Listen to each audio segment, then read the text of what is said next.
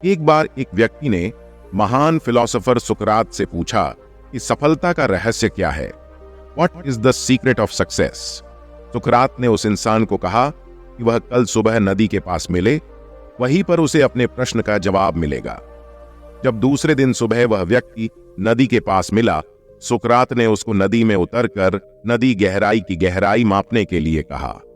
वह व्यक्ति नदी में उतरकर आगे की तरफ जाने लगा। जैसे ही पानी उस व्यक्ति के नाक तक पहुंचा, पीछे से सुकरात ने आकर अचानक से उसका मुंह पानी में डुबो दिया। वह व्यक्ति बाहर निकलने के लिए झटपटाने लगा, कोशिश करने लगा, लेकिन सुकरात बुढ़े ज्यादा स्ट्रांग थे। सुकरात ने उसे काफी देर तक पानी में डुबोए रखा। कुछ समय बाद सुकरात ने उसे छोड़ दिया और उस व्यक्ति ने जल्दी से अपना मुंह पानी से बाहर निकालकर जल्दी जल्दी सांस ली। सुकरात ने उस व्यक्ति से पूछा, जब तुम पानी में थे तो तुम क्या चाहते थे? व्यक्ति ने कहा, जल्दी से बाहर निकलकर सांस लेना चाहता था। सुकरात ने कहा, यही तुम्हारे प्रश्न का उत्तर है। जब तुम सफलता को उतनी ही तीव्र इच्छा से चाहोगे जितनी तीव्र इच्छा से तुम सांस लेना चाहते हैं, तो तुम्हें सफलता निश्चित रूप से मिल जाएगी। गुरुकुल प्राचीन समय में विद्यार्थी गुरुकुल में रहकर ही पढ़ा करते थे। बच्चे को शिक्षा ग्रहण करने के लिए गुरुकुल में भेजा जाता था। बच्चे गुरुकुल में गुरु के सानिध्य में आश्रम की देखभाल किया करते थे और अध्ययन भी किया करते थे। वृद्धराज को भी सभी की तरह गुरुकुल भेज दिया गया। वहां आश्रम में अपने साथियों के साथ घुलने मिलने लगा, लेकिन वह पढ़ने में बहुत ही कमजोर था।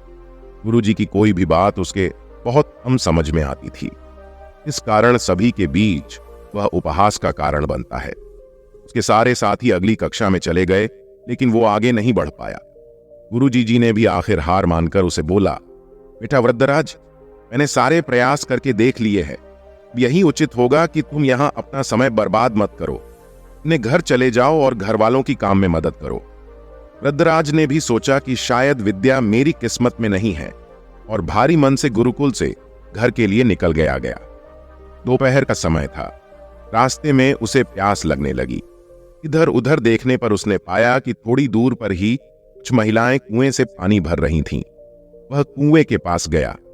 वहां पत्थरों पर रस्सी के आने जाने से निशान बने हुए थे। तो उसने महिलाओं से पूछा, यह निशान आपने कैसे बनाए? तो एक महिला ने जवाब दिया, बेटे, यह निशान हमने नहीं बनाए।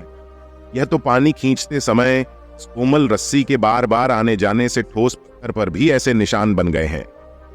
वृद्धराज सोच में पड़ गया। उसने विचार किया कि जब एक कोमल से रस्सी के बार बार आने जाने से एक ठोस पत्थर पर गहरे निशान बन सकते हैं, तो निरंतर अभ्यास से मैं विद्या ग्रहण क्यों नहीं कर सकता? वृद्धराज ढेर सारे उत्साह के साथ वापस गुरुकुल आया और अथक कड़ी मेहनत की। गुरुजी ने भी खुश होकर भरपूर सहयोग किया। कुछ ही सालों बाद यही मंदबुद्धि बालक वृद्धराज आगे चलकर संस्कृत व्याकरण का महान विद्वान बना, जिसने लघु सिद्धांत कौमुदी, मध्य सिद्धांत कौमुदी, सार सिद्धांत कौमुदी, गीर्वाण पद मंजरी की रचना की। शिक्षा दोस्तों, अभ्यास की शक्ति का तो कहना ही क्या है। यह आपके हर सपने को पूरा करेगी। अभ्यास बहुत जरूरी है, चाहे वो खेल में हो या पढ़ाई में या किसी और चीज में। बिना अभ्यास के आप सफल नहीं हो सकते हो। अगर आप बिना अभ्यास के केवल किस्मत के भरोसे बैठे रहोगे, तो आखिर में आपको पछतावे के सिवा और कुछ हाथ नहीं लगेगा। इसलिए अभ्यास के साथ धैर्य, परिश्रम और लगन रखकर आप अपनी मंजिल को पाने के लिए जुट जाएं।